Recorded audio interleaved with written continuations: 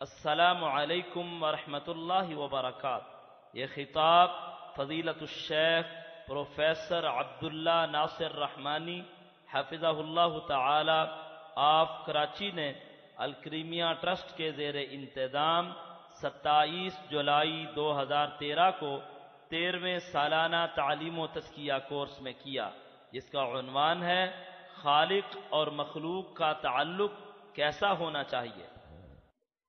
إن الحمد لله نحمده ونستعينه ونستغفره ونعوذ بالله من شرور أنفسنا ومن سيئات أعمالنا، من يهده الله فلا مضل له ومن يضلل فلا هادي له، وأشهد أن لا إله إلا الله وحده لا شريك له، وأشهد أن محمدا عبده ورسوله.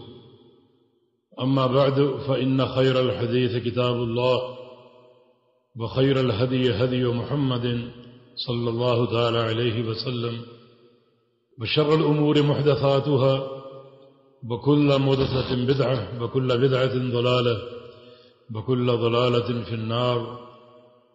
من يطع الله ورسوله فقد رشد واهتدى، ومن يعص الله ورسوله فقد ضل وغوى.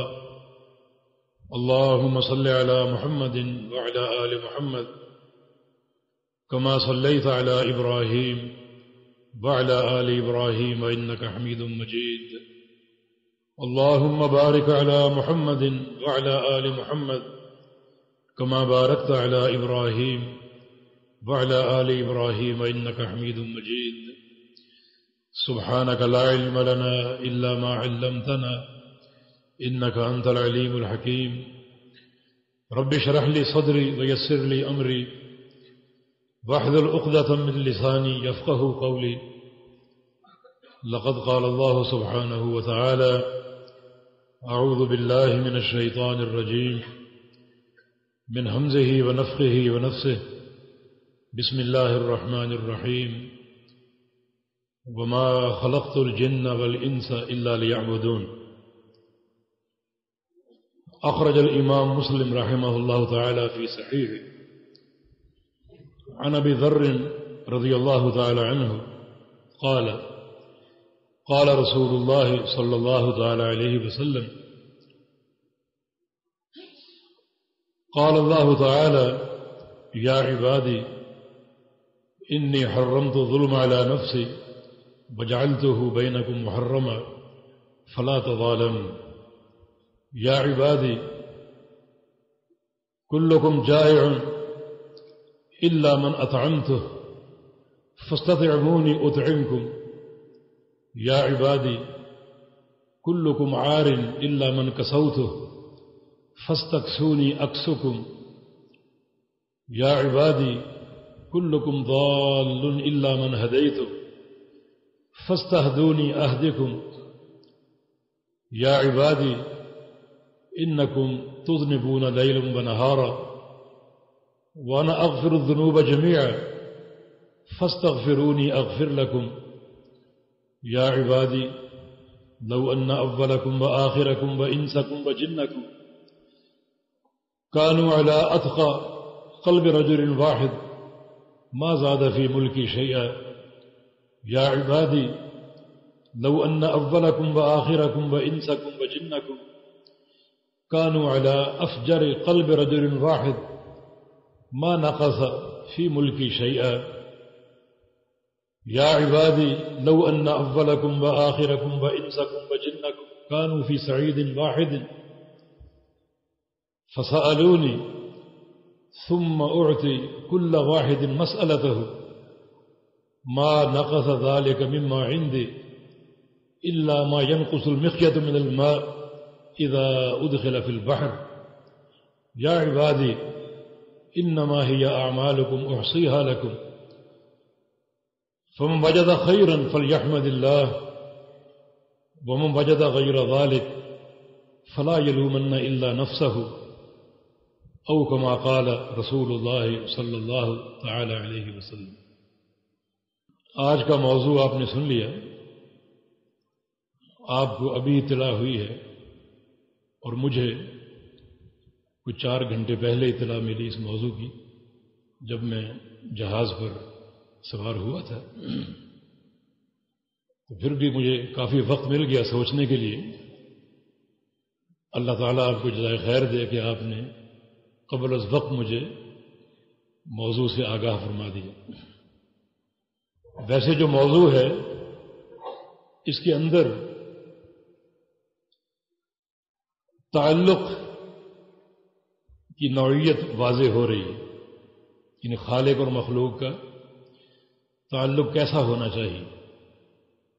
مخلوق یا ایک بندہ اللہ تعالی کو بطور خالق پہچان لے اور اس صفت کے ساتھ جڑ جائے تو یہ تعلق بہت بڑی بنیاد ہے، بہت بڑی اساس ہے ایک صحیح اور راست تعلق کی کہ اللہ تعالی ہمارا خالق ہے۔ اور چونکہ عقیدہ توحید نفی اور اثبات کے ساتھ ہے، لہذا یوں کہا جائے گا کہ اللہ تعالی ہمارا خالق ہے اور اس کے سوا کوئی خالق نہیں ہے، اور یہ توحید کی مفتاح ہے۔ توحید میں پہلا نقطہ اللہ تعالیٰ کو خالق ماننے کا۔ جب خالق مان لیا کہ وہ اکیلا پوری کائنات کو پیدا کرنے والا ہے، پوری کائنات کا موجد، یہ خلق و ایجاد اسی کی، تو پھر یہ بھی ماننا پڑے گا کہ وہ اکیلا ہی اس پوری کائنات کا مالک ہے۔ اس نے کائنات کو خلق کر کے چھوڑ نہیں دیا، بلکہ پوری طرح اپنی ملکیت اس پر قائم کی۔ جب خالق بھی وہ ہے، مالک بھی وہ ہے، تو پھر یہ بھی ماننا پڑے گا کہ اس پوری کائنات کی تدبیر بھی وہ اکیلا کرتا ہے۔ وہ بادشاہ کوئی حیثیت نہیں رکھتا جس کے ملک کی تدبیریں کوئی دوسرا کرے، جیسے ہمارے ملک کی تدبیریں امریکہ کرتا، تو یہ ایک غیرت کے منافی۔ تو اللہ تعالی مالک ہے، اور جب وہ مالک ہے تو اس پورے ملک کی تدبیر بھی وہی کرتا ہے۔ 3 چیزیں ہو گئی، اللہ تعالی خالق ہے ہر چیز کا اور اس کے سوا کوئی خالق نہیں ہے، اللہ تعالی مالک ہے ہر چیز کا اور اس کے سوا کوئی مالک نہیں ہے، اللہ تعالی مدبر ہے اس پوری کائنات کا اور اس کے سوا کوئی مدبر نہیں ہے۔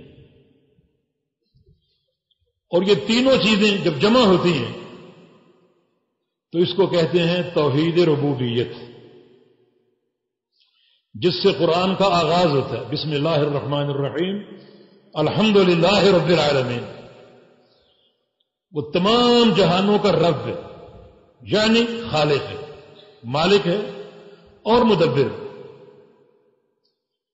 اور یہ صفات اس کی ذات کے ساتھ قائم ہے۔ جب کوئی مخلوق نہیں تھی اس وقت بھی وہ خالق تھا، اور جب کوئی مملوک نہیں تھا اس وقت بھی وہ مالک تھا، اور جب کوئی ملک نہیں تھا اس وقت بھی وہ مدبر تھا۔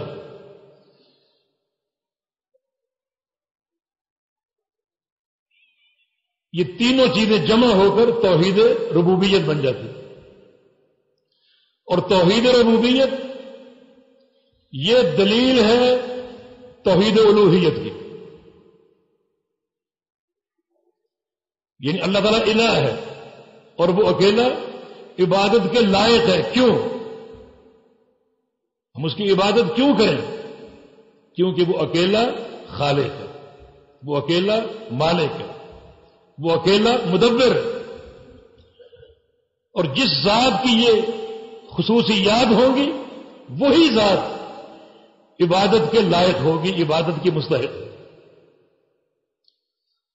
اللہ تعالیٰ نے چیلنج کیا ہے کہ بتاؤ اس کائنات میں کوئی خالق، ایک ذرے ہی کا خالق ہے، لن يخلقوا ذبابا ولا يجتمعوا له، جن جن کو پوجا گیا یا پوجا جا رہا ہے ان سب کو جمع کر لو، یہ سارے مل کر ایک مکھی نہیں بنا سکتے، وہ اکیلا خالق۔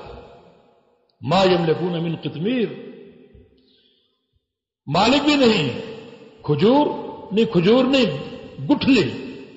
گٹھلی کے بھی نہیں، گٹھلی کو توڑو اندر ایک باریک دھاگا ہے، اس دھاگے کے بھی مالک نہیں، وہ اکیلا خالق ہے، مالک ہے اور مدبر ہے، لہذا وہ اکیلا ہی عبادت کے لائق ہے۔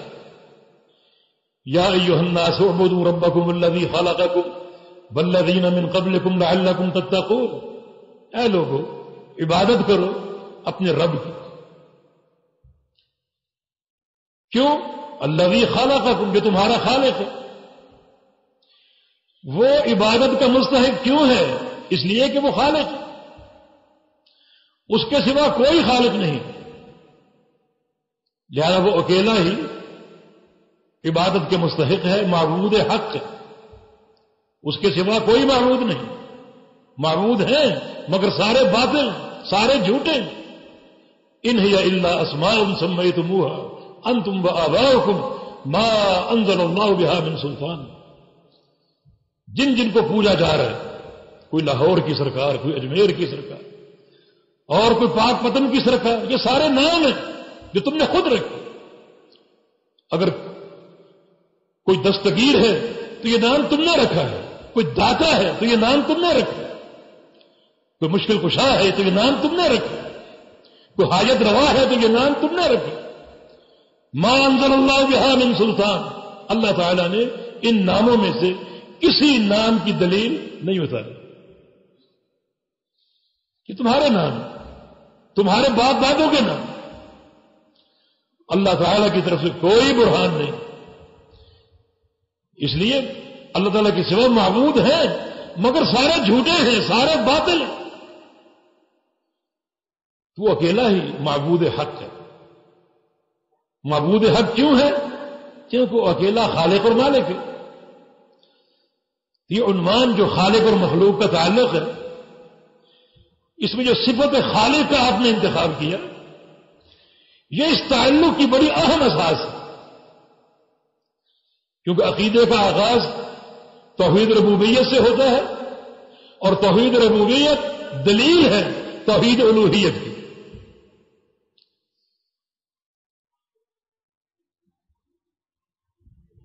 اللہ رب العزت کو تعلق کی اساس بڑی پسند بھی ہے۔ سلیمان علیہ السلام کے دور میں ایک چونٹی نے اللہ تعالیٰ سے دعا کی تھی، اور اس دعا میں اللہ تعالیٰ کو اس کے خالق ہونے کا واسطہ دیا تھا۔ چونٹی کا عقیدہ اللہ تعالیٰ کے دربار میں وسیلہ پیش کیا اس کے خالق ہونے کو۔ در حقیقت قحط سالی کا دورہ تھا، اور ایک بڑی حکومت بالکل بربادی کے دھانے پر کھڑی تھی۔ سلیمان علیہ السلام کی حکومت ملی جو وسعت اتنی کسی کو حاصل نہیں ہو سکی، جنوں پر، درندوں پر، پرندوں پر، چرندوں پر، انسانوں پر، سب پر ان کی حکومت تھی۔ اللہ تعالیٰ نے پانی رسائی سے دور کر دی، نہ زمین میں اس تک پہنچا جا سک رہا اور نہ آسمان سے برس رہا، ہلاکتیں شروع ہو گئی۔ طے ہوا کہ بارش کی دعا کی جائے، اور بارش کی دعا کے لیے شہروں اور بستیوں کو چھوڑ کر جنگلات کا رخ کیا جاتا ہے، اللہ تعالیٰ کے سامنے رونے کے لیے، گڑگڑانے کے لیے۔ چنانچہ سلیمان علیہ السلام لاؤ لشکر سمیت ایک جنگل میں پہنچ گئے، اور جہاں دعا مانگنا طے تھا وہاں رک گئے، اور ایک عجیب منظر دیکھا، ایک چونٹی کو دیکھا، اس کی جو حیات قضائی ہے وہ بھی اللہ نے بیان کی کہ چونٹی کو کس حال میں دیکھا.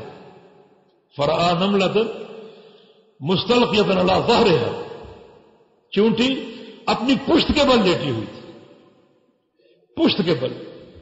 اس کا چہرہ آسمان کی طرف تھا اور اس کے جو چھوٹے چھوٹے ہاتھ پاؤں تھے وہ بھی آسمان کی طرف دراز تھے. چونٹی پر مشکل آ گئی تھی اور وہ جانتی تھی کہ اس مشکل میں مشکل کشائی کرنے والا زمین میں دفن نہیں بلکہ اوپر. مستلقیۃ علی ظہرہا ورافعۃ ببعض قوائمہا الی السماء، اس کا چھوٹا سا چہرہ آسمان کی طرف ہے اور اس کے ہاتھ پاؤں چھوٹے چھوٹے وہ بھی آسمان کی طرف دراز. اور زبان پر الفاظ کیا ہے؟ اللہم انا خلق من خلقک، ہے اس کو خالق ہونے کا واسطہ دیا. یا اللہ ہم تیری مخلوق ہیں اور تو ہمارا خالق ہے، تجھے تیرے خالق ہونے کا واسطہ. ولیس بغنی عن سقیاک، ہمیں پانی کی ضرورت ہے، گزارا نہیں ہو رہا، یا اللہ پانی عطا فرما دے، تو خالق ہے، ہم تیری مخلوق ہیں، تجھے ہی پکاریں گے، دستک تیرے ہی دروازے پر دیں گے، ہماری یہ مشکل حل کر دے، ہمیں پانی عطا فرما دے. تو کتنا یہ پیارا ایک واسطہ اور تعلق ہے. چونٹی نے تعلق بنا رکھا ہے اپنے رب کے ساتھ، اپنے پروردگار کے ساتھ. چونٹی کو معلوم ہے وہ رب ہے، وہ خالق ہے، مالک ہے. مشکل آ جائے تو مشکل کو حل کرنے والا بھی وہی ہے. یہ دعا کیسے پہنچی عرش معلیٰ تک؟ سنیں، سلیمان علیہ السلام نے کہا ارجعوا لقد سقیتم بدعوۃ غیرکم، واپس لوٹو، تم سے پہلے چونٹی دعا کر چکی ہے اور اللہ نے قبول کر لی. جلدی چلو، بھیگ جاؤ، موسلادھار بارش شروع ہونے والی ہے، کپڑے بھیگ جائیں، جلدی چلو.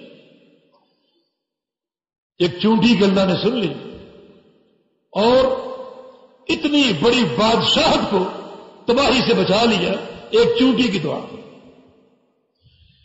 چونٹی کی دعا کیا تھی؟ ایک جملہ تھا، اس جملے کی روح کیا تھی؟ ایک وسیلہ کس چیز کا؟ اللہ کے خالق ہونے کا، کسی نبی اور ولی کا نہیں. شخصی وسیلہ بدعت. چونٹی کے ننے سے دماغ میں یہ نقطہ موجود ہے، ہمارے بڑے بڑے سروں میں یہ نقطہ نہیں. ہم دعائیں کرتے ہیں تو شخصی وسیلہ اختیار کرتے ہیں جو کہ بدعت. دعا کیسے قبول ہوگی؟ تو یہ ایک تعلق تھا صفت خالقیت کی اساس کا. یہ مضمون آپ نے بڑا علمی ایک جملہ منتخب کیا، خالق اور مخلوق کا تعلق. اگر مخلوق اسی عقیدے کو پہچان لے کہ اللہ ہمارا خالق ہے، اللہ ہمارا مالک ہے اور وہ اکیلا مدبر ہے اس کائنات کا، وہ اکیلا بادشاہ ہے، اسی کی تدبیر اس کائنات میں نافذ. اگر کوئی امیر ہے تو اس کے امر سے ہے، کوئی غریب ہے تو اس کے امر سے ہے، اور کوئی بیمار ہے تو اس کے امر سے ہے، اور کسی کو صحت حاصل ہے تو اس کے امر سے ہے، کوئی پیدا ہوتا ہے تو اسی کے امر سے، کوئی مرتا ہے تو اسی کے امر سے، اور مرنے کے بعد اس سے کوئی فرار اختیار نہیں کر سکتا، لوٹنا بھی اسی کی طرف ہے، اور کل قیامت کے دن بھی اسی کا امر ہوگا، کسی اور کا امر نہیں ہوگا. وہ ایسا خالق اور مالک. یہ تعلق ہماری ضرورت ہے. کائنات کے سردار محمد الرسول اللہ علیہ وسلم ایک لمحے کے لیے بھی اپنے خالق اور مالک سے تعلق توڑنا، ایک پلک جھپکنے کے لیے گوارا نہیں کرتے تھے. آپ کی دعا، آپ کی ہر دعا میں بڑا علم ہوتا ہے اور بڑی فقاہت کے سمندر ہوتے ہیں. ایک دعا آپ کی برحمتک ارجو فلا تکلنی الی نفسی طرفۃ عین. یا اللہ مجھے تیری رحمت کا سہارا چاہیے. میری زندگی میں یعنی 63 سالہ آپ کی عمر، میری زندگی میں ایک پلک جھپکنے کے برابر ایسا وقت نہ آئے کہ تو مجھے میرے سپرد کر دے، اپنی رحمت سے جدا کر کے مجھے میرے سپرد کر دے، میری ذات کے سپرد کر دے، ایسا مجھے گوارا دے. یہ کس کی دعا ہے؟ یہ اس شخصیت کی دعا ہے جو فرماتے تھے انا سید ولد آدم ولا فخر، میں پوری اولاد آدم کا سردار ہوں. جو فرماتے تھے کہ انا مصطفی المصطفین، میں چنے ہوئے میں سے چنا ہوا، چنے ہوئے میں سے. اللہ تعالیٰ نے انسانوں میں سے عربیوں کو چنا، عربیوں میں سے اولاد اسماعیل کو چنا، اولاد اسماعیل سے قریش کو چنا، قریش سے بنو ہاشم کو چنا، بنو ہاشم سے بنو عبد المطلب کو چنا، اور بنو عبد المطلب سے مجھے چنا. چنے ہوئے میں سے چنا ہوا. انا اول شافع اول مشفع ولا فخر. قیامت کے دن سب سے پہلے میری شفاعت چلے گی اور سب سے پہلے میری شفاعت قبول ہوگی. اول من یقرع باب الجنہ، میں وہ شخصیت ہوں جو قیامت کے دن سب سے پہلے جنت کے دروازے کو دستک دوں گا، اور میں وہ شخص ہوں جس کے لیے سب سے پہلے جنت کے دروازے کو کھولا جائے. صرف میں ہی نہیں بلکہ نحن الآخرون السابقون، میری امت باعتبار زمانہ کے سب سے آخری امت ہے، لیکن باعتبار جنت کے داخلے کے سب سے آگے ہے.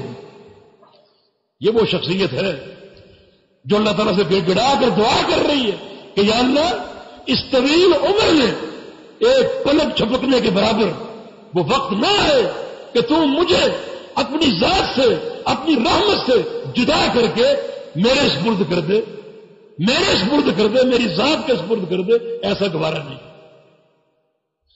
یہ تعلق کس قدر ہماری ضرورت ہے. یہ اللہ کے پیغمبر کی دعا.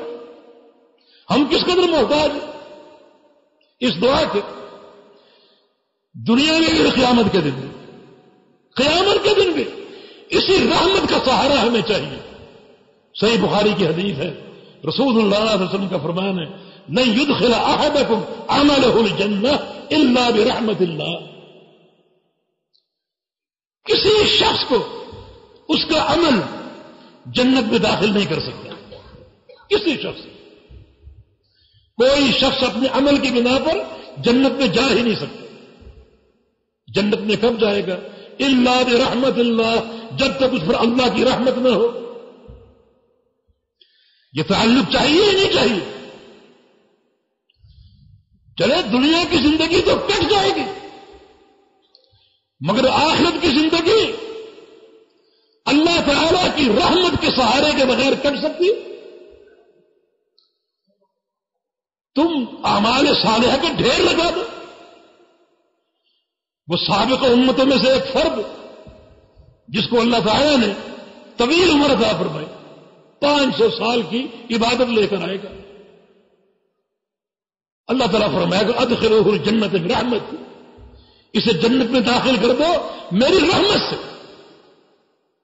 وہ کہے گا وہ عبادت ہی یا رب، یا اللہ میری عبادت کا ذکر کیوں نہیں کیا؟ 500 سال میں نے عبادت کر رکھی. اللہ تعالیٰ پھر فرمائے گا اسے میری رحمت سے جنت میں پہنچا دو. وہ پھر اپنی عبادت کا ذکر کرے گا. اچھا تمہاری عبادت کو دیکھ لیتے کتنے پانی میں ہے. 500 سال کی عبادت. ایک میزان قائم کیا جائے گا اس کی عبادت کو تولنے کے لیے.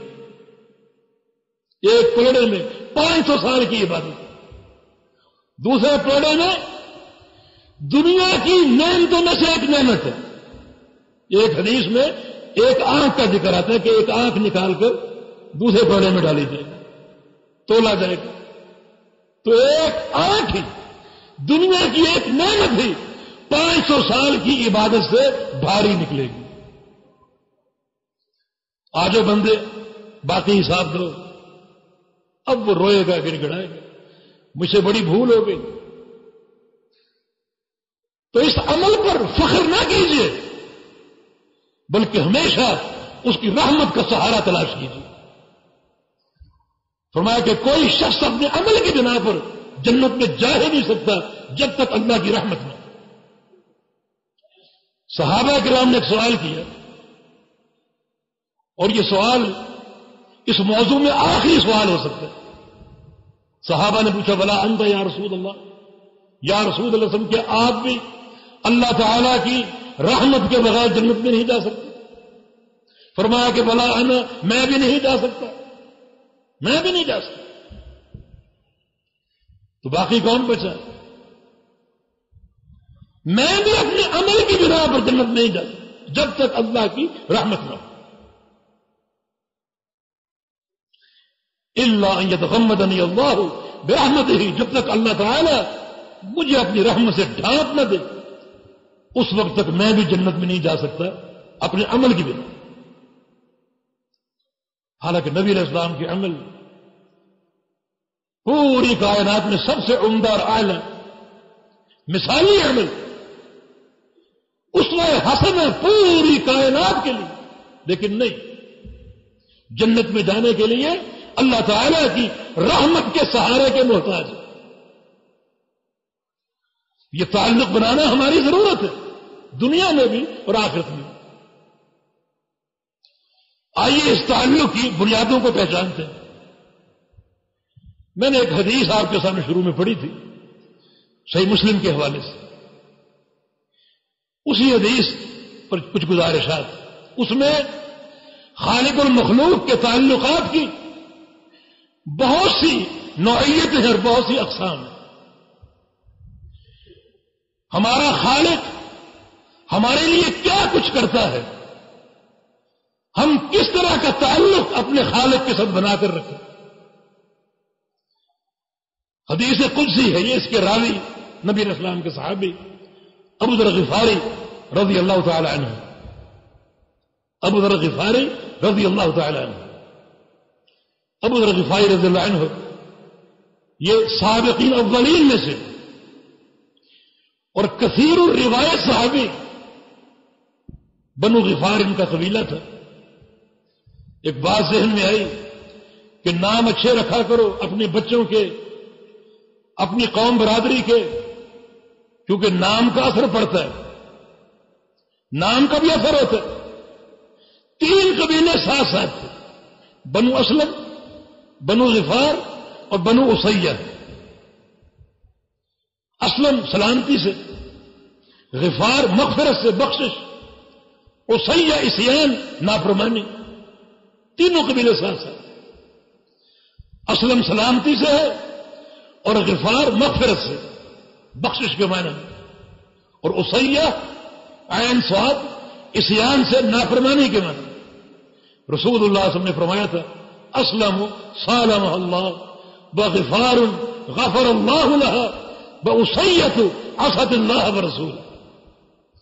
بنو اسلم اللہ نے اس کو سلامتی دے دی، اس نے اسلام قبول کر لیا اور سلامتی میں آ گیا. بنو غفار اللہ نے اس کو بخش دیا، سارا قبیلہ اسلام میں داخل ہو گیا اور اللہ نے ان کے گناہوں کو معاف کر دیا. اور اسیہ اللہ اور اس کے رسول کا نافرمان نکلا. یہ نام کا اثر.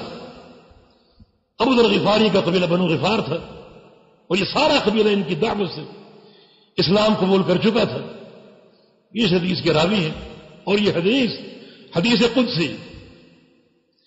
اس حدیث کے بارے میں امام احمد بن حنبل فرماتے ہیں کہ حاضر حدیث ہو اجود حدیث اہل شام، کہ یہ حدیث شامی محدثین کی سب سے عمدہ حدیث ہے. شام کے محدثین کی یہ سب سے عمدہ حدیث ہے. اس حدیث کے تمام راوی شام کے علاقے دمشق سے، اس کو بولتے ہیں مسلسل بدمشقیین، کہ پوری سند دمشقی راویوں کے ساتھ. یہ بھی سند کا ایک لطیفہ ہے. اور سند کے نفائس میں سے ایک نفیس نقطہ ہے کہ تمام راوی دمشقی، یعنی ایک ہی شہر کے، ایک ہی علاقے کے. جب سارے راوی ایک ہی علاقے کے ہو، شاگرد، اس کا استاد، اس کا استاد، اس کا استاد، سب کا علاقہ ایک ہی ہو، تو اس حدیث کی سند کا اتصال زیادہ آسانی سے حل ہو جاتا ہے کہ سارے ایک ہی علاقے کے، استاد شاگرد سارے ایک ہی علاقے کے. تو اس یعنی سما ان کا ثابت ہے. اتصال بڑا آسان ہے. مشکل کب ہوتی؟ جب شاگرد ہو دمشق کا اور اس کا استاد ہو خراسان کا، آگے اس کا استاد ہو مصر کا، آگے اس کا استاد ہو حجاز کا. یہ آپس میں کہاں ملے؟ دمشقی خراسانی سے کب ملا اور خراسانی حجازی سے کب ملا؟ وہاں سند کا اتصال مشکل ہوتا ہے، مگر محدثین نے ان ساری اسانید میں سند کے اتصال کو ثابت کیا. لیکن جہاں علاقہ ایک ہو، شہر ایک ہو، تو وہاں سند کا اتصال بڑی آسانی سے ثابت ہو سکتا ہے. اس حدیث کی سند کے تمام راوی دمشق سے ہیں، لہذا اس کو مسلسل بدمشقین کہا جاتا ہے. ابو ذر غفاری کے جو شاگرد ہیں ابو ادریس خولانی رحمہ اللہ، کان اذا حدث بهذا الحديث جفا على ركبتيه، جب ان سے مطالبہ کیا جاتا کہ یہ حدیث سناؤ، یہ حدیث سناؤ، تو وہ کیا کرتے؟ اپنے گھٹنوں کے بل ادب سے بیٹھ کر اس حدیث کو روایت کرتے.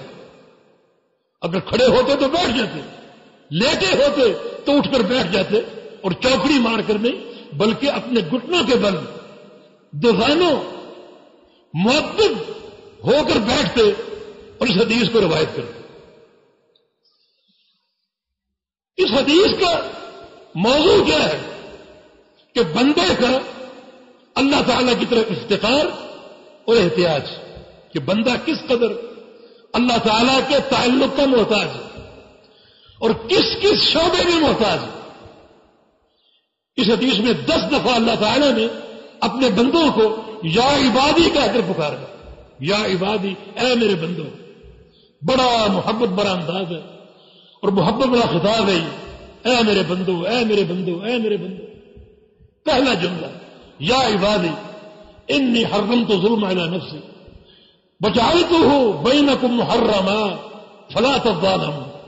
اے میرے بندو، میں نے اپنے اوپر ظلم کرنا حرام کر لیا. اللہ فرمائے، اللہ اکبر، یہ بہت بڑی نعمت ہے. میں نے اپنے اوپر ظلم کرنا حرام کر لیا ہے اور تم پر بھی حرام کر دیا. فلا تظالموا، لہذا تم نے ظلم نہیں کرنا، تم نے ظلم نہیں کرنا. یہ سوچ کر کہ ظلم کبیرہ گناہ ہے، اور یہ سوچ کر بھی کہ ظلم ایک عیب ہے، اللہ تعالیٰ نے اپنے اوپر اس کو حرام قرار دے دیا. لہذا ہم بھی اس سے بچیں، ہم وہ صفات اپنائیں جو صفات ہمارے خالق اور مالک کی ہیں، اور جن صفات سے اللہ تعالیٰ پاک ہے ہم بھی ان سے بچاؤ اختیار کرنے کی کوشش کریں. یہ ایک احسان عظیم ہے، ایک عظیم بشارت ہمارے لیے کہ میرے بندوں، میں نے اپنی ذات پر ظلم کرنا حرام کر لیا. اللہ تعالیٰ قادر مطلق ہے، جو چاہے کرے، جیسے چاہے کرے. اس سے پوچھنے والا ہے لیکن نہیں، اس نے ہمیں خبر دے دی کہ اس کا ہر امر، اس کا ہر معاملہ عین عدل ہے، ظلم نہیں، وہ ظلم سے پاک. ولا یظلم ربک احد، تیرا پروردگار کسی پر ظلم نہیں کرتا، کسی پر ظلم نہیں کرتا. وہ ذات ظلم سے پاک ہے، اس کا ہر امر عدل ہے، انصاف ہے، عین عدل. اللہ تعالیٰ کی صفات کا ادب بھی یہ ہے کہ جب کوئی صفت نفی کی صفت ہو تو خالی نفی کو ذکر نہ کرو، بلکہ نفی کے ساتھ اس کے مقابلے میں اس بات کو بھی ذکر کرو. اللہ تعالیٰ ظلم نہیں کرتا، اتنا کافی نہیں بلکہ ساتھ یہ بھی کہو کہ اللہ تعالیٰ عدل کرتے ہیں. نفی کے مقابلے میں اس بات نفی کی صفات کو ذکر کرنے کا یہ عدل ہے. یہ پہلی خبر ہمیں دی گئی ہمارے لیے بشارت کہ اللہ رب العزت ظلم نہیں کرتے. لہذا جو ہم نیکی کریں گے اللہ تعالیٰ قبول کرے گا بشرطے کہ نیکی قبولیت میں ہماری طرف سے کوئی رکاوٹ نہ ہو. اللہ تعالیٰ اس نیکی کا اجر دے گا بشرطے کہ اجر کے حصول کے لیے ہماری طرف سے کوئی مانع نہ ہو اور کوئی رکاوٹ نہ ہو. مثلا ایک شخص نیکی کرتا ہے مگر اس کے عقیدے میں شرک ہے, یہ ایک رکاوٹ ہے. اب یہ نیکی قابل قبول نہیں ہے. اس نیکی کا قبول ہونا ظلم نہیں بلکہ عدل ہے. پیارے پیغمبر محمد رسول اللہ صلی اللہ علیہ وسلم دعا کیا کرتے تھے اللہم انی عبدک وابن عبدک وابن امتک ناصیتی بیدک ماض فی حکمک عدل فی قضاؤک. اے اللہ میں تیرا نوکر ہوں اور تیرے ایک نوکر کا بیٹا ہوں اور تیری ایک لونڈی کا بیٹا ہوں. یا اللہ میری پیشانی تیرے ہاتھ میں ہے اور مجھ پر تیرا ہر حکم نافذ ہے اور تیرا ہر فیصلہ عدل ہی عدل. یا اللہ بیمار کر دے عدل ہے, فقیر کر دے عدل ہے, زندگی دے دے عدل ہے, موت دے دے عدل ہے, تیرا ہر فیصلہ عدل. اللہ تعالیٰ ظلم نہیں کرتا. لہذا اگر عمل صالح کرو گے اللہ تعالیٰ قبول کرے گا اور اس کی عدل کا تقاضا یہ ہے کہ اس کا بے تحاشا اجر دو. بے تحاشا یہ اس کا عدل بلکہ عدل کی وسعت. اگر وہ تو ہماری ایک نیکی کو اتنا پھیلا دے کہ ایک کھجور بہت پہاڑ بن جائے اور ایک نہیں بلکہ 700 بن جائے. عدل اس کی عدل کی وسعت. فرمایا کہ سبحان اللہ نصف المیزان والحمد للہ تملأ. ایک بندہ اگر سچے عقیدے کے ساتھ سبحان اللہ کہہ دے اللہ تعالیٰ اپنے آدھے میزان کو اس نیکی سے بھر دے. اور سچے عقیدے کے ساتھ الحمدللہ کہہ دے اللہ پورے میزان کو بھر دے. اور میزان کیا ہے؟ میزان اللہ کا ترازو. اس میں اگر 7 آسمان ڈال دو, 7 زمینیں ڈال دو, آسمانوں کی ساری مخلوق ڈال دو, زمینوں کی ساری مخلوق ڈال دو تو ساری مخلوقات 7 آسمان 7 زمینیں اللہ کے میزان کے ایک پلڑے میں سما جائے. عدل اور اس کی عدل کی وسعت. وہ کیسا اجر دیتے, کیا ثواب کی انتہا.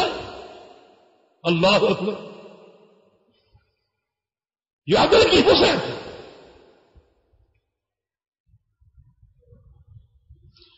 ایک بوڑھا آدمی نبی علیہ السلام کے پاس آیا اور کہا کہ یا رسول اللہ صلی اللہ علیہ وسلم یہ چلنا پھرنا دشوار ہو گیا اور زبان موٹی ہو گئی اور ذہن بھی کند ہو گیا. زیادہ قرآن مجھے یاد نہیں, میں یاد کر سکتا ہوں. کوئی جامع کلمات چند مجھے سکھا دیجیے جو میرے لیے ایک نعمت بدل بن جائے اور میں ان کلمات کے ساتھ اپنے پروردگار کو یاد کرتا رہوں, اپنے پروردگار کا ذکر کرتا رہوں, اٹھتے بیٹھتے لیٹتے جاگتے اپنے پروردگار کو یاد کرتا رہوں. فرمایا کہ ہاں ٹھیک ہے. 4 کلمات ہیں سبحان اللہ والحمد للہ ولا الہ الا اللہ واللہ اکبر. یہ 4 کلمات اور 5واں بھی ولا حول ولا قوت الا باللہ. 5 ہو گئے. آپ نے بیان کر دی. بابا جی نے کہا یا رسول اللہ صلی اللہ علیہ وسلم ذرا مجھے پڑھنے دیجیے, ایک بار تو ہرا لو. اس نے اپنے ہاتھ کو کھولا اور یوں پڑھنا شروع کیا سبحان اللہ والحمد للہ ولا الہ الا اللہ واللہ اکبر ولا حول ولا قوت الا باللہ. مٹھی بند ہو گئی. ہاتھ کو یوں اٹھائے اللہ کے پیغمبر سے عرض کرتا ہے کہ ھذا للہ فماذا لی. یہ 4 5 کلمات یہ تو اللہ کے لیے ہے, اس میں اللہ کی شان ہے. میرے لیے کیا ہے؟ کچھ مجھے بھی دیجیے، میں تم بھی لے لو. کہو اللہم اغفر لی وارحمنی وعافنی واہدنی وارزقنی. وہ پھر کہتے مجھے پڑھنے دیجیے، مجھے بھی دہرانے دیجیے. دوسرے ہاتھ کو کھول لیا، اللہم اغفر لی، یا اللہ مجھے معاف کر دے. وارحمنی، یا اللہ مجھ پر رحم فرما. وہ رحم جو تعلق کی اصل اساس ہے، یا اللہ مجھ پر رحم فرما. وعافنی، یا اللہ مجھے عافیت دے دے. وعدنی، یا اللہ مجھے ہدایت دے دے. وارزقنی، یا اللہ مجھے رزق کے خزانے دے دے. مٹھی یہ بھی بند ہو گئی، دونوں مٹھیاں بند ہو گئی. بڑا خوش ہو گیا، یوں ہی کھڑا ہو گیا، ان کلمات کو دہراتا ہوا وہاں سے روانہ ہو گیا.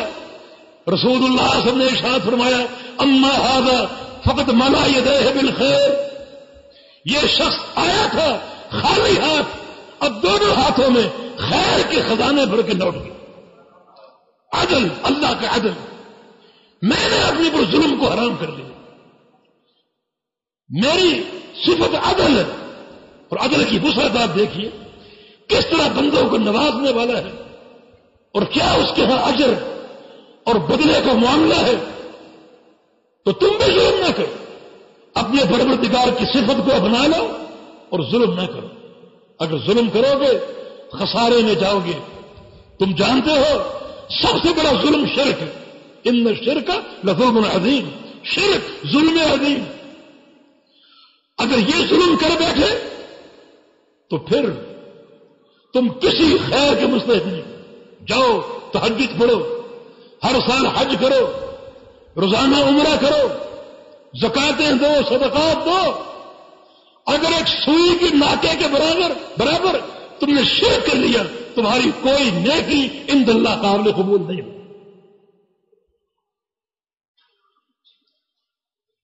قبول عمل میں کوئی رکاوٹ نہ ڈالو. قبول عمل کا طریقہ یہ ہے، اور یہ تعلق باللہ کی مضبوط بنیادیں کہ تمہاری توحید راسخ ہو، اور توحید ہر لحظہ ہو، ہر لمحہ ہو، ہر آن ہو، ہر گھڑی ہو، اور عمل کرتے ہوئے اللہ کے لیے مخلص ہو جاؤ. اور وہ عمل اللہ کے پیغمبر کے طریقے اور سنت کے مطابق اللہ تعالیٰ قبول کرے گا، اور قبول کر کے اتنا نوازے گا کہ تم سوچ نہیں سکتے کہ وہ کیسا اجر دیتا اور کیسا ثواب دیتا. دوسرا جملہ، یا عبادی کلکم جائع الا من اطعمتہ فاستطعمونی اطعمکم. میرے بندو تم سب کے سب بھوکے ہو، سب کے سب بھوکے ہو، سوائے اس شخص کے جس کو میں کھلاؤں. کھلانے والا میں ہوں، میرے علاوہ کوئی نہیں. فاستطعمونی، یعنی مجھ سے ہی کھانا مانگو، مجھ سے روزی مانگو. وفی السماء رزقکم، تمہاری روزی آسمانوں میں ہے، زمین والوں کے پاس نہیں ہے. مجھ سے مانگو، اطعمکم، میں تم سب کو کھلاؤں گا. یہ توحید کا اہم باب ہے، توحید ربوبیت کی. تم سب بھوکے ہو، کھلانے والا میں ہوں، مجھ سے مانگو. تو کیا عقیدہ ہونا چاہیے اپنے پروردگار کے ساتھ؟ ان تعلق کی اساس کیا ہے کہ صرف اللہ کھلاتا ہے، اللہ دیتا ہے، اس کے سوا کوئی نہیں. اگر کوئی شخص اللہ تعالیٰ کے علاوہ کسی اور کو داتا مانے، گنج بخش مانے، دستگیر مانے، مشکل کشا مانے، حاجت روا مانے، اس نے اس تعلق کو توڑ دیا. جو تعلق خالق اور مخلوق کے مابین قائم ہونا چاہیے وہ ٹوٹ گیا. اللہ ہی کھلاتا ہے، اللہ ہی عطا فرماتا ہے. یہ تعلق کی اساس. اللہ ہمارے لیے کیا کرتا ہے؟ ہمیں کھلاتا ہے، ہمیں پلاتا ہے، ہمیں پالتا ہے. رب العالمین ہے، پوری کائنات کا رب ہے. اگر وہ نہ کھلائے تو کوئی دنیا کی طاقت نہیں کھلا سکتی. روزی دینے والا وہ ہے. یہ عقیدہ بناؤ. یہ عقیدہ خالق اور مخلوق کے تعلق کی بنیاد. تیسرا جملہ، یا عبادی کلکم عار الا من قسوت. فاستکسونی اکسکم، اے میرے بندو تم سب کے سب ننگے ہو، سوائے اس شخص کے جس کو میں پہناؤں، جس کو میں لباس فراہم کروں۔ فاستکسونی، مجھ سے لباس مانگو، مجھ سے کپڑے مانگو، اکسکم، میں تمہیں کپڑے دوں گا، میں تمہیں پہناؤں گا، تم سب کے سب ننگے۔ کپڑا اللہ عطا کرتا، تو خالق اور مخلوق کے مابین اس تعلق کی بنیاد کیا ہوئی کہ اللہ تعالیٰ کپڑا دینے والا ہے، اس بدن کو ڈھانپنے والا ہے۔ انسان دو چیزوں کو یاد کرے، ایک، جب دنیا میں آیا تو برہنہ تھا، کوئی کپڑا جسم پر نہیں تھا، اللہ کی عطا سے حاصل ہو۔ اللہ تعالیٰ عطا فرماتا ہے، وہ عطا نہ فرمائے تو کوئی دے ہی نہیں سکتا۔ لہذا اس تعلق کی بنیاد کو سمجھو کہ لباس بھی اللہ فراہم کرتا ہے، اللہ تعالیٰ کے علاوہ کوئی فراہم نہیں کرتا، اللہ کے امر سے فراہم ہوتا۔ اگر عقیدہ کچھ اور ہو کہ لباس فلاں فراہم کر سکتا ہے، یہ شرک ہے، اور وہ جو خالق اور مخلوق کا تعلق ہے وہ ٹوٹ جائے گا، پھر خسارہ ہے، نقصان ہے۔ بندہ شرک میں مبتلا ہو جائے تو اس کے لیے کامیابی کا کوئی تصور نہیں۔ اور چونکہ بات برہنگی کی ہو رہی کہ تم سب کے سب برہنہ ہو، تم سمجھتے ہو کہ فلاں فیکٹری سے ہمیں کپڑا مل جائے گا، مل سکتا ہے، مگر اللہ کے امر سے اس کا امر نہ ہو تو نہیں مل سکتا۔ چلو آؤ ایک اور نقطے پر بات کرتے ہیں، نقطہ وہ بھی برہنگی سے متعلق ہے، اور وہ ہے قیامت کا دن۔ رسول اللہ صلی اللہ علیہ وسلم نے ارشاد فرمایا کہ انکم تحشرون الی ربکم حفاۃ عراۃ غرلا، تم سب کے سب اپنے پروردگار کی طرف اٹھائے جاؤ گے قیامت کے دن، بالکل برہنہ بدن، ننگے جسم کے ساتھ اور ننگے پاؤں کے ساتھ، اور غرلا، اور ختنہ کے بغیر۔ جیسے دنیا میں آئے تھے بالکل برہنہ بغیر ختنہ کے، اسی طرح قیامت کے دن تم سب کا حشر ہوگا ننگے پاؤں، ننگے جسم اور ختنہ کے بغیر۔ اب بتاؤ وہاں کپڑا کون فراہم کرے گا؟ کیا عقیدہ ہے؟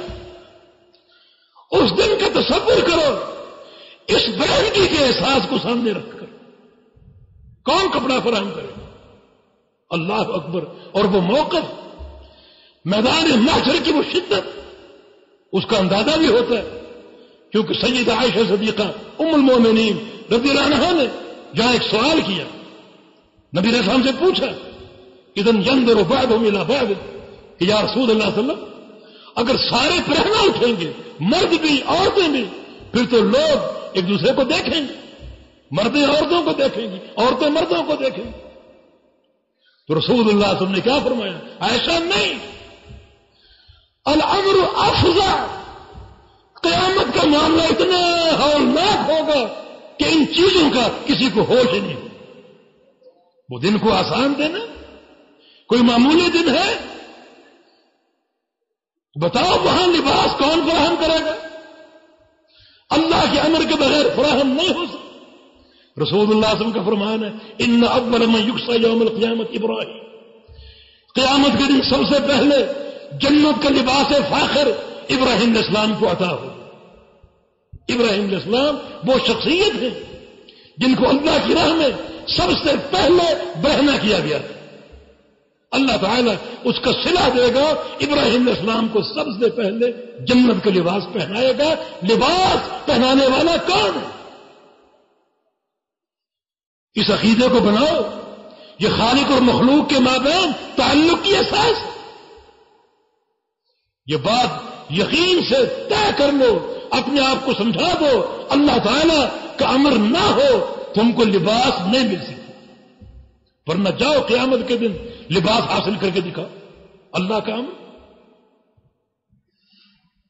تو یہ تعلقات کی بنیادیں۔ چوتھا جملہ، یا عبادی کلکم ضال الا من ہدیت فاستہدونی اہدکم، اے میرے بندو تم سب کے سب گمراہ ہو، سب گمراہ ہو، سوائے اس شخص کے جس کو میں ہدایت دوں. ہدایت بھی مجھ سے مانگو، میں تمہیں ہدایت دوں گا. میرے علاوہ کوئی ہدایت نہیں دے سکتا. یہ تعلق کی بنیاد اللہ تعالی ہی ہدایت دینے والا ہے. اس کے امر سے ہدایت حاصل ہوگی، اس کے امر کے بغیر ہدایت حاصل نہیں ہو سکتی. تم سب گمراہ، سب گمراہ. ایک اشکال یقیناً آپ کے ذہن میں ہوگا کہ اس حدیث سے تو ثابت ہو رہا ہے کہ ہر شخص اصلاً گمراہ ہے، جبکہ ایک اور حدیث ہے اس سے ثابت ہوتا ہے کہ ہر شخص فطرت اسلام پر پیدا ہوتا ہے. صحیح بخاری کی حدیث، رسول اللہ صلی اللہ علیہ وسلم کا فرمان ہے کل مولود یولد علی الفطرہ. ہر مولود، ہر بچہ فطرت اسلام پر پیدا ہوتا ہے. فابواہ یحودانہ اور یمجسانہ اور ینصرانہ. اس کے ماں باپ اسے یہودی، مجوسی یا عیسائی بنا دیتے، مگر ہر پیدا ہونے والا فطرت اسلام پر پیدا ہوتا. اور یہاں کیا ہے؟ میرے بندے تم سب کے سب گمراہ ہو. یہ ہر پیدا ہونے والا گمراہی پر پیدا ہوتا. وہاں کیا ہے؟ ہر پیدا ہونے والا فطرت اسلام پر پیدا ہوتا. یہ ایک تعارض ہے، دو حدیثوں کے مابین تناقض ہے. یہ اشکال کیسے رفع ہوگا؟ بڑی آسانی سے. اصل بات یہی ہے کہ ہر پیدا ہونے والا گمراہی پر پیدا ہو. گمراہی کیا ہے؟ جہالت. ماں کے پیٹ سے پیدا ہونے والا بچہ کو عالم تو نہیں ہوتا نا، کوئی محدث یا فقیر تو نہیں ہوتا نا. یہ تو یاروں کے گندے عقیدے کہ ہمارے جو غوث پاک ہیں وہ پیدا ہوئے تو روزے سے تھے اور آدھے قرآن کے حافظ. اللہ پاک کیا فرماتا ہے؟ اخرجکم من بطون امہاتکم لا تعلمون شیئا. اللہ تعالیٰ نے تمہیں تمہاری ماں کے پیٹوں سے نکالا اس طرح کہ تم کچھ بھی نہیں جانتے، بالکل جاہل. یہ جہل گمراہی ہے. یہ جہل جو ہے گمراہی.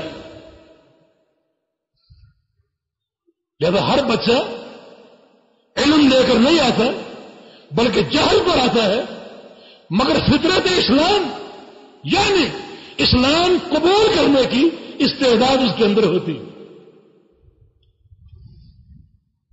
دونوں حدیثوں کا مفہوم واضح ہو گیا کہ اصل گمراہی ہے، اصل جہل ہے. ہر بچہ جہل پر پیدا ہوتا ہے، مگر قبول اسلام کی صلاحیت، استعداد اس کے اندر ہوتی.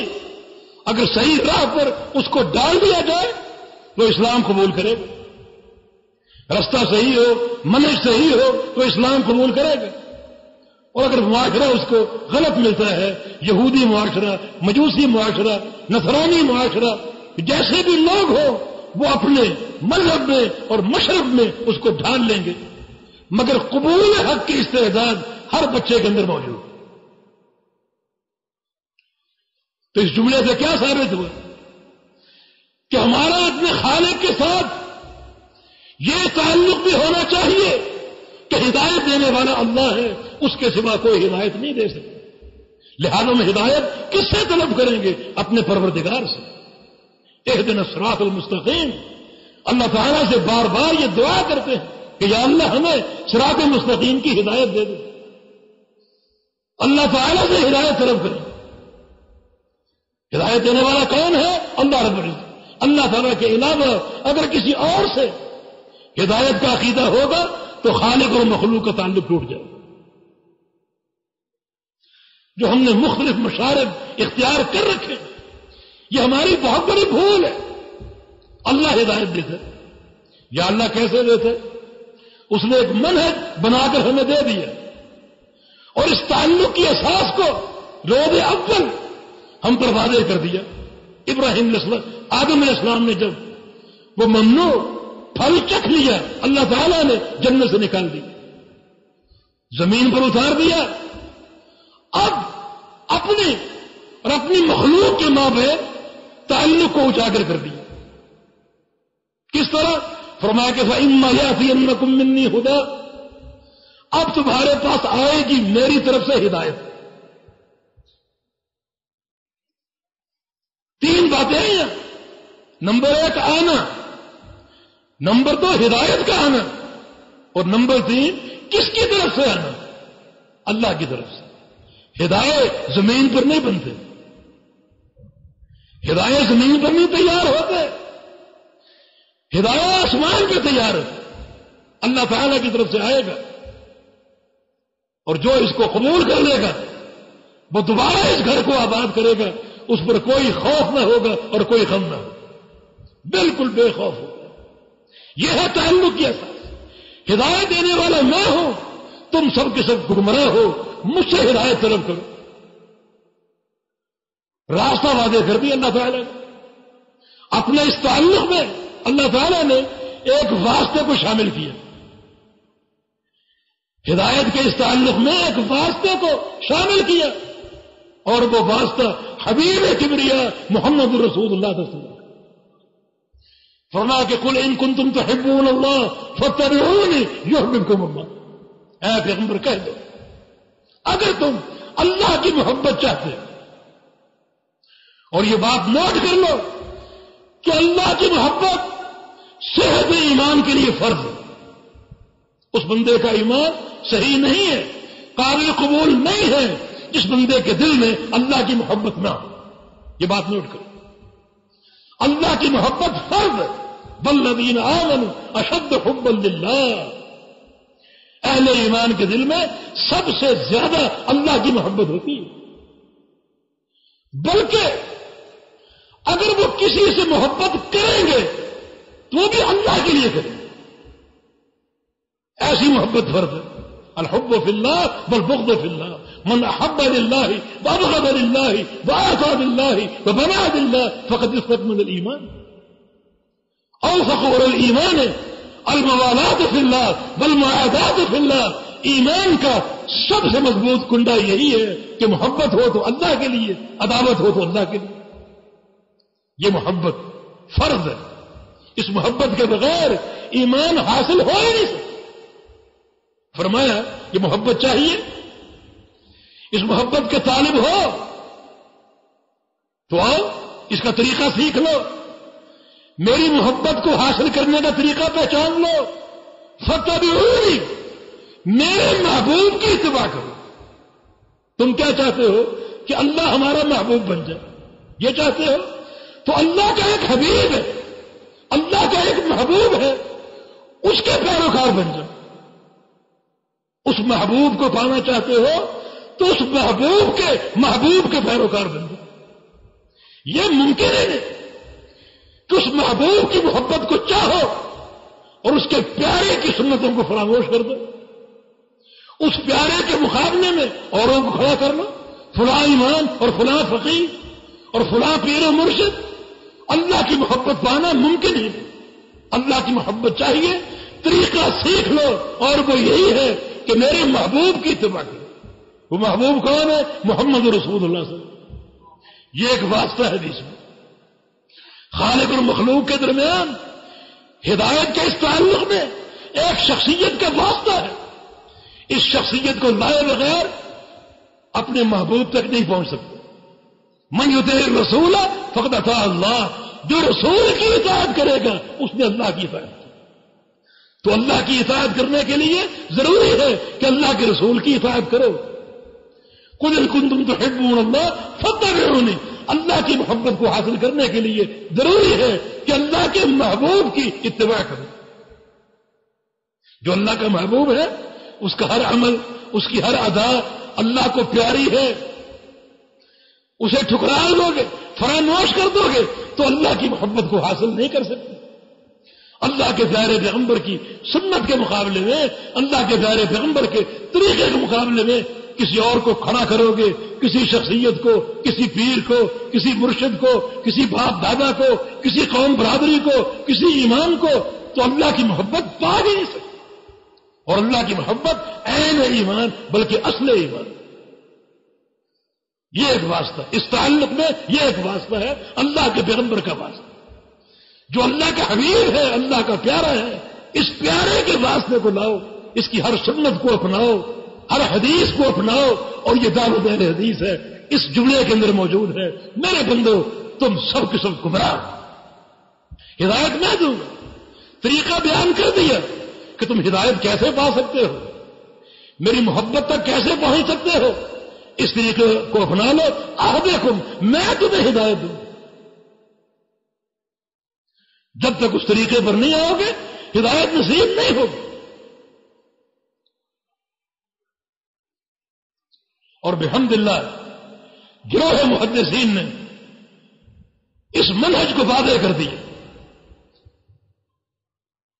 طویل و عریض سفر کر کے اللہ کے پیغمبر کے حدیثوں کو حاصل کیا، دستاویزیں تیار کی، مجموعے تیار کیے، کتابیں تیار کی، آج ہمارے سامنے موجود ہیں، صحیح بخاری کی شکل میں، صحیح مسلم کی شکل میں، دیگر کتب صحاح کی شکل میں۔ امام سفیان ثوری رحمہ اللہ، ان کا ایک قول خطیب بغدادی نے نقل کیا اپنی کتاب شرف و صحاب الحدیث میں، فرماتے ہیں کہ لوگوں، الملائکۃ حراس السماء واصحاب الحدیث حراس الارض، کہ لوگوں فرشتے آسمانوں کے چوکیدار ہیں اور اہل الحدیث زمینوں کے چوکیدار۔ کیا معنی؟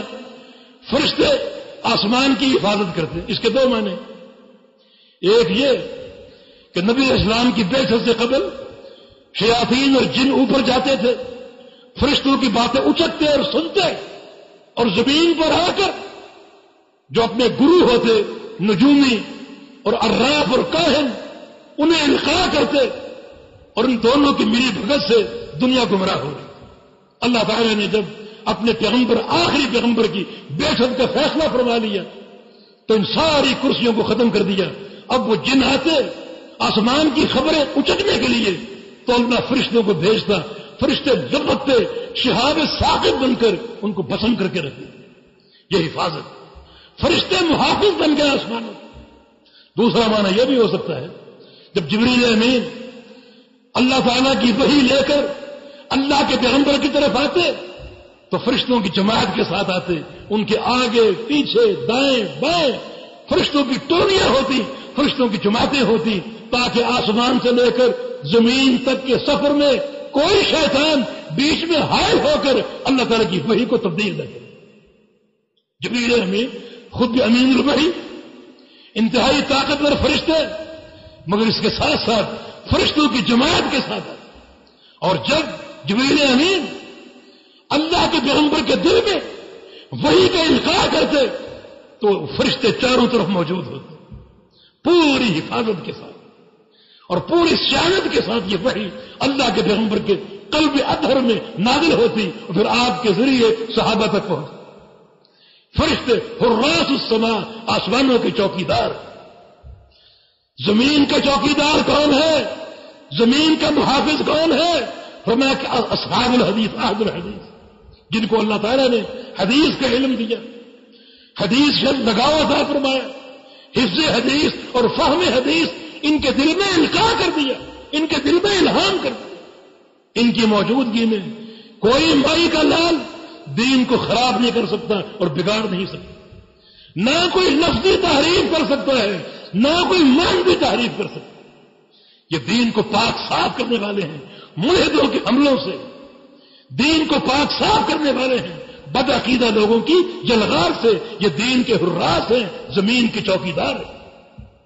اور یا اس کا معنی یہ ہے کہ اللہ تعالیٰ ان کی برکت سے زمین والوں کے عذاب ٹالتا ہے، ان کی پریشانیاں دور کرتا ہے، اس معنی میں یہ زمین کے محافظ۔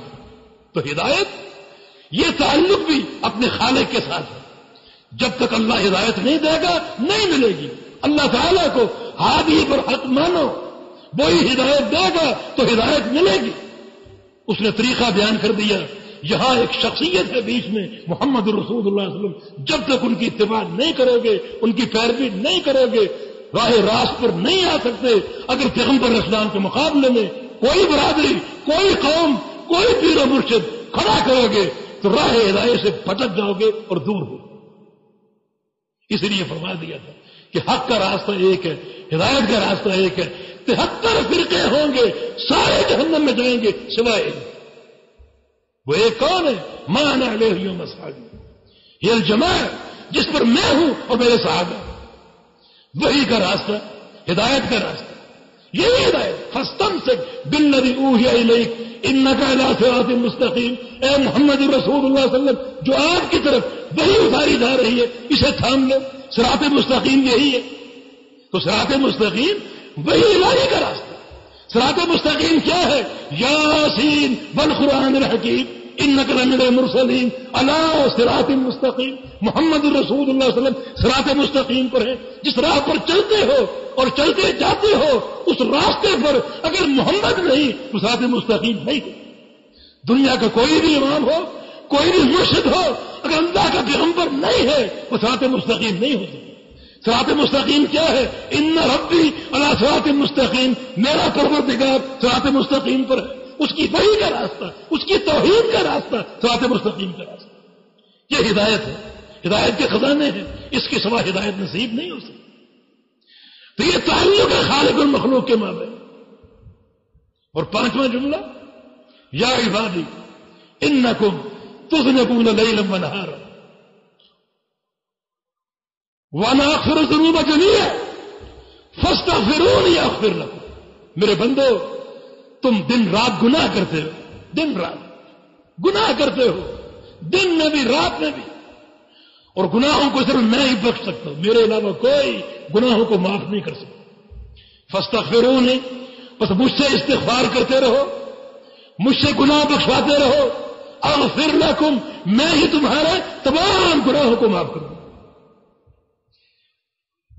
کیسا عظیم تعلق ہے.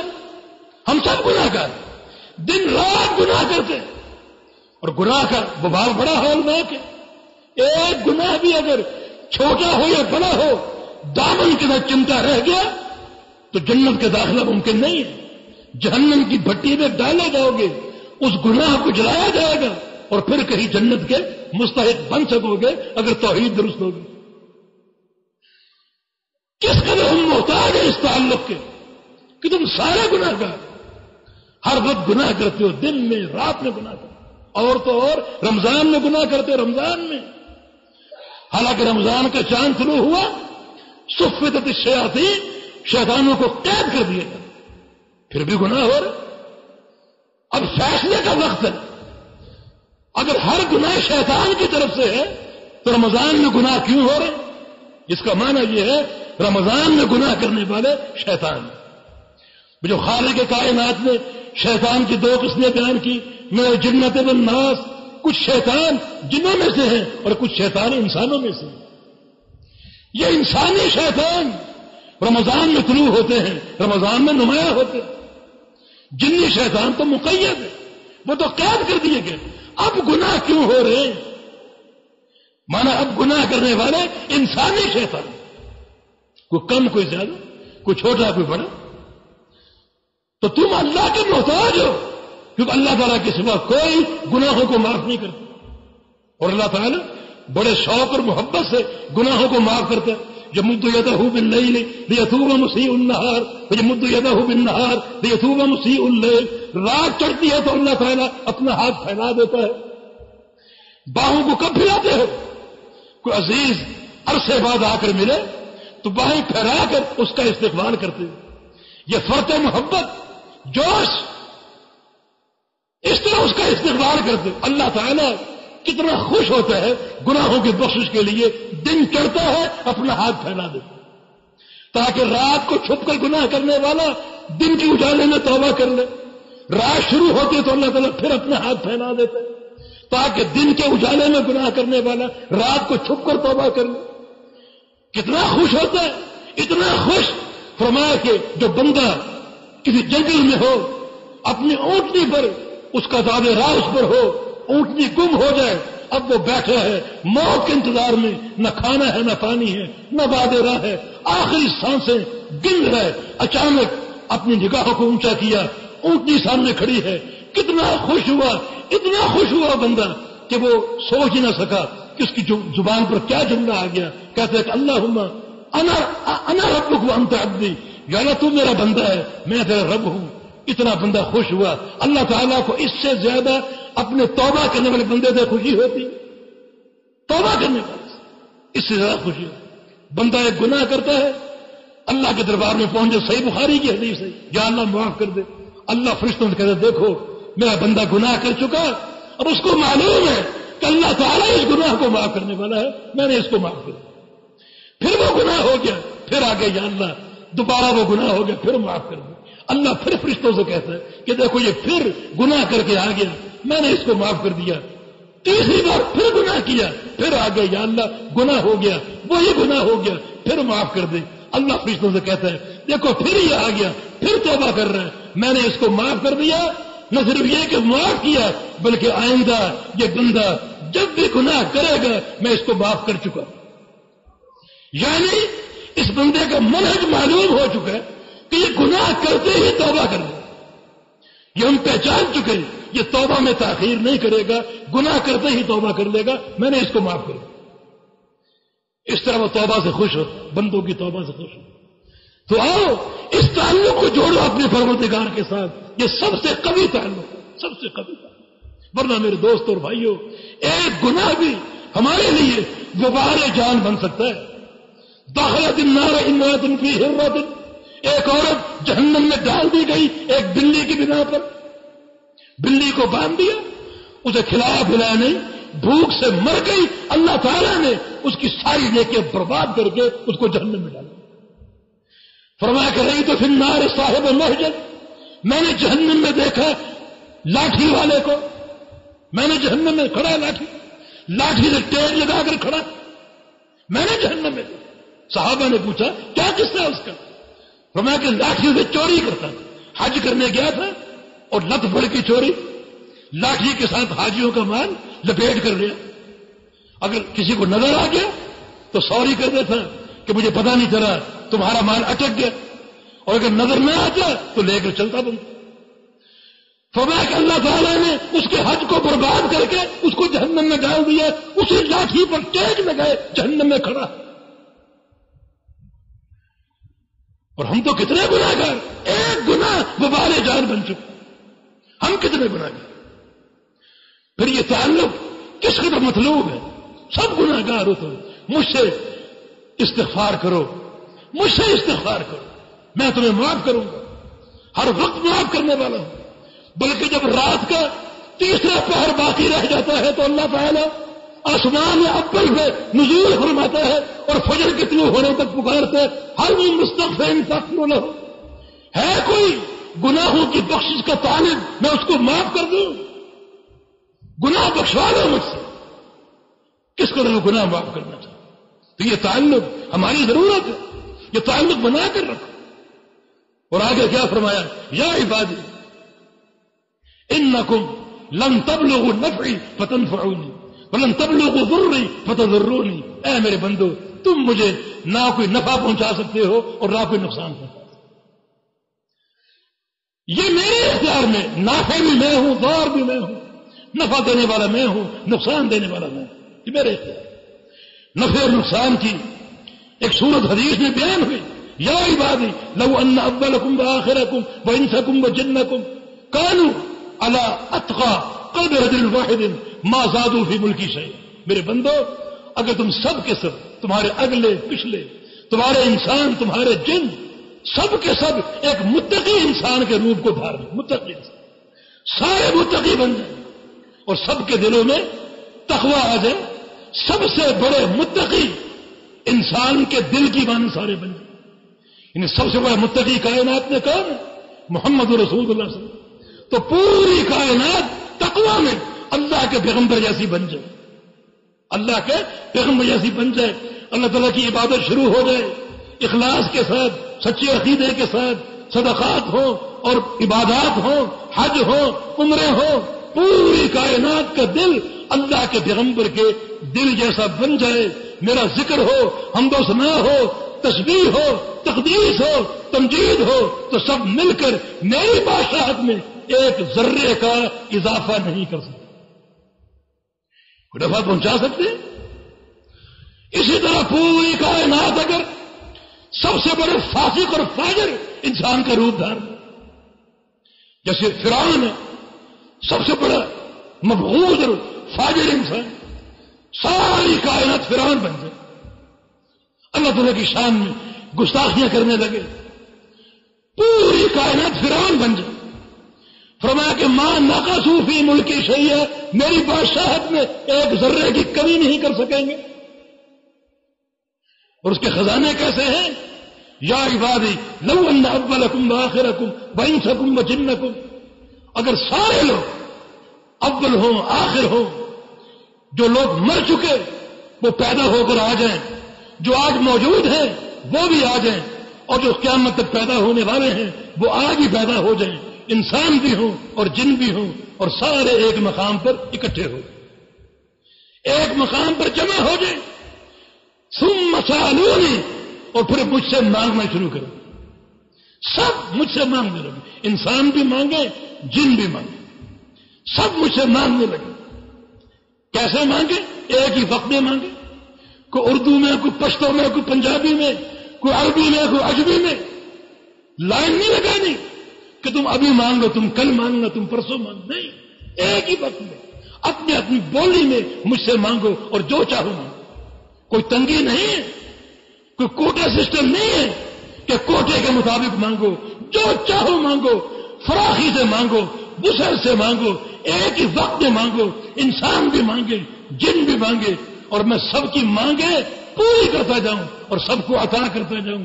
اور سب کو عطا کرنے کے بعد ما نقص ذلك مما عندي الا ما ينقص المخيط من الماء اذا ادخل في البحر، میرے خزانوں میں اتنی کمی بھی واقع نہیں ہوگی.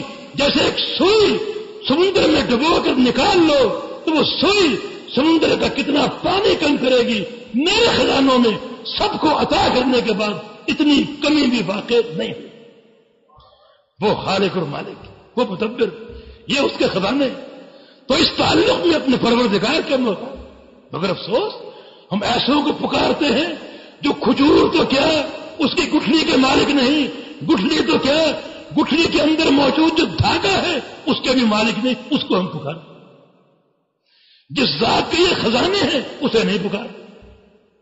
نہیں، یہ تعلق جوڑو، یہ عقیدہ بنانا پڑے گا. اس تعلق میں مخلوق اپنے خالق کے محتاج، ورنہ شرک ہوگا میرے دوست اور بھائی.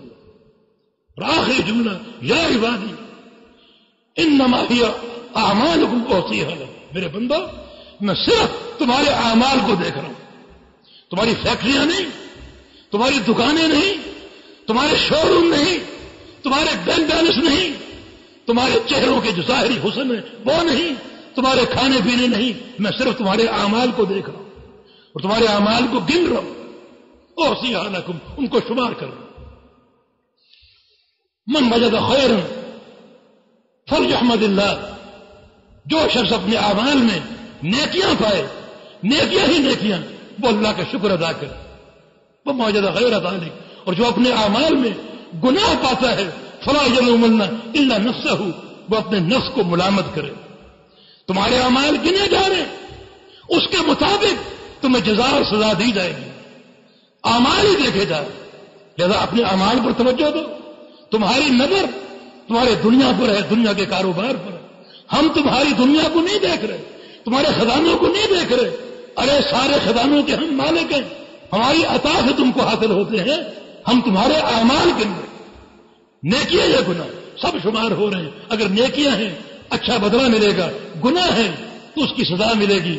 یا تم لوگ اپنے اعمال کو دیکھو، اگر نیک اعمال کر رہے ہو اللہ کا شکر ادا کرو تاکہ اللہ تعالیٰ اور توفیق عطا فرمائے.